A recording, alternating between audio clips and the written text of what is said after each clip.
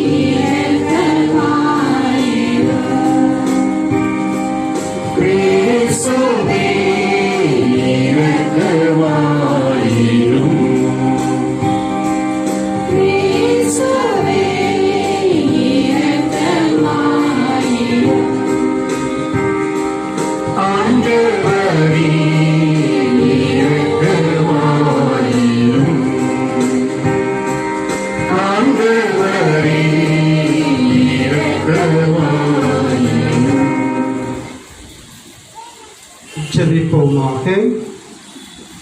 எல்லாம் வல்ல இறைவா, நாங்கள் என்றும் நேரியவற்றை எங்கள் உள்ளத்தில் இருத்தி சிந்திக்க உம்மை வேண்டுகின்றோம். அதனால் உமக்கு உகந்தவற்றையே சொல்லும் செயலுமாய் நிறைவேற எங்கள் ஆண்டவர் எங்களுக்கு அருள்வீராக.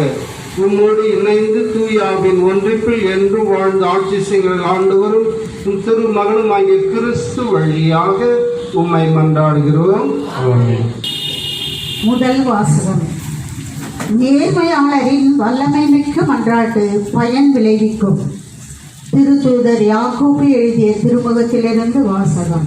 அதிகாரம் 5, திருவசனங்கள் 13 முதல் 20 முடிய. உங்களுள் யாரேனும் துன்புற்றால் இறைவேண்டல் செய்யட்டும்.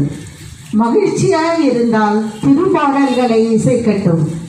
உங்களுள் யாரேனும் நோயற்று இருந்தால் திருச்சபையின் மூப்பர்களை அழைத்து வாருங்கள்.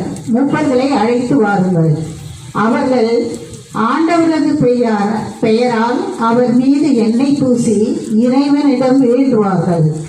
நம்பிக்கையோடு இறைவனிடம் வேண்டும் பொழுது நோயுற்றவர் குணமாவர். ஆண்டவர் அவரை எழுப்பிவிடுவார். அவர் பாவம் செய்திருந்தால் மன்னிப்பு பெறுவார். ஆகவே ஒருவருக்கொருவர் பாவங்களை அறிக்கை செய்து கொள்ளுங்கள். ஒருவர் மற்றவருக்காக இறைவனிடம் வேண்டுங்கள். அப்பொழுது குணமடைவீர்கள். நேர்மையாளருடைய வல்லமை மிக்க மன்றாட்டு பயன் விளைவிக்கும். எலியா நம்மை போன்ற எளிமையான மனிதர்தான். அவர் மழை பெய்யக்கூடாது என்று உருக்கமாக இறைவனிடம் வேண்டினார்.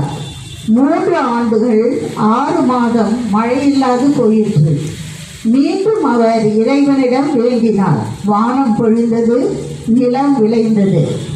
என் சகோதர சகோதரிகளே, உங்களுள் ஒருவர் உண்மையை விட்டு நெறித்தவழி அலையும் பொழுது வேறொருவர் அவரை மனம் திரும்ப செய்தால், தவறான நெறியிலிருந்து மனம் திரும்புகிறவர் அவரை அழிவிலிருந்து மீட்பார் என்பதையும் திரளான பாவங்களை போக்குவார் என்பதையும் தெரிந்து கொள்ளுங்கள். ஆண்டவரின் அருள்.